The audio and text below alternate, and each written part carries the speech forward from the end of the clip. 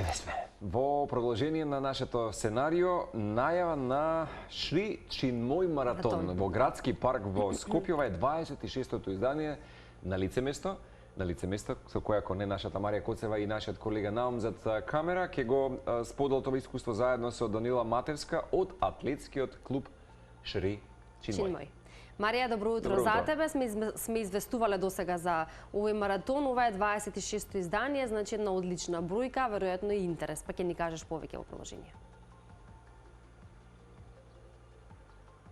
Добро утро, колеги. Така, Ивана, досега сме известували за претходните изданија токму на овој маратон, па ово утро во пресрет на 26-тото издание на Шри Чинмој маратонот, кој што започнува на 16 март. Ќе поразговараме со еден од организаторите, всушност мојата денешна гостинка Данила Матевска. Во продолжение ќе кажеме нешто за самите подготовки на маратонот, но се разбира кој се може да биде учесник во истиот. Да и посакаме добро утро. Добро утро, Марија, благодарам за издвоеното време.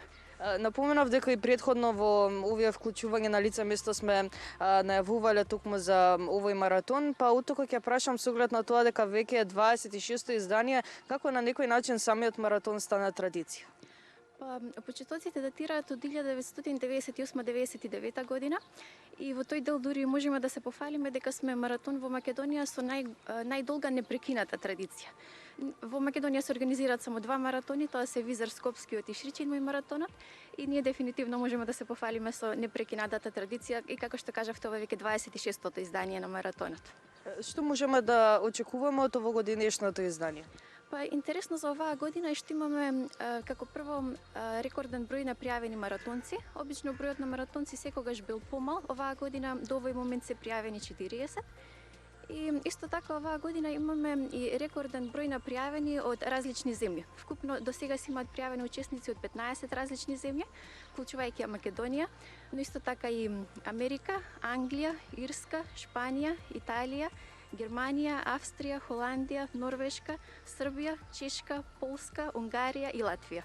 Да се надеваме дека уште повеќе ќе има учесници, во уште поголем број. Пријавувањето е до 9 март. Кој се може да учествува? Дали треба да си има некое претходно спортско искуство? Значи, маратонот е отворен за сите, со тоа што имаме возрастна граница. На маратонската трка може да учествуваат постари од 18 години, на полумаратонската трка постари од 16 години, а на штафетната полумаратонска постара од 12 години.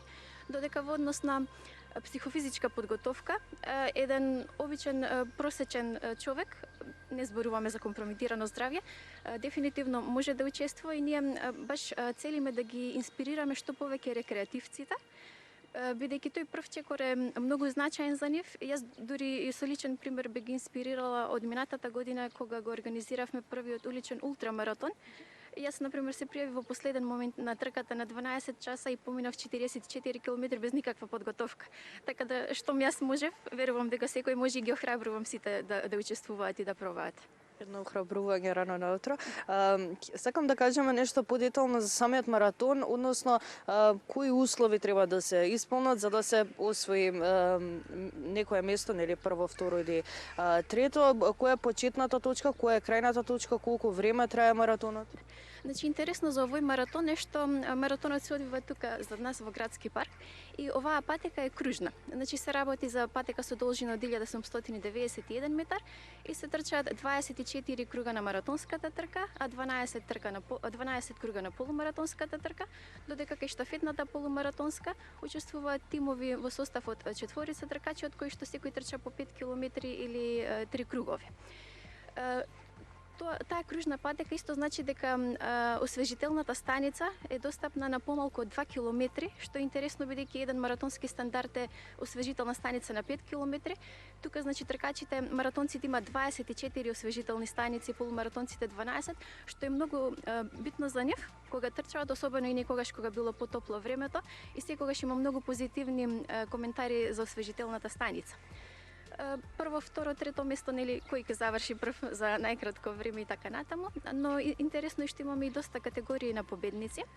Во машка конкуренција покрај апсолутната категорија имаме и победници во категорија од 40 до 49, 50 до 59 и над 60 години, а во женската категорија имаме победнички во апсолутна категорија и победници во категорија од 35 до 44, 45 до 54 и над 55 години. Со што ќе се здобиат учесниците, односно победниците на овој маратон? Значи, духот на овој маратон е себе надминување, дури познате помеѓу тркачите повеќе како маратон на себе надминување отколку Шричин мој маратон. Значи, финансиски поттик нема, парични награди или награди од спонзори, меѓутоа секој победник добива пехар, медал и диплома, а секој финишер добива медал и диплома.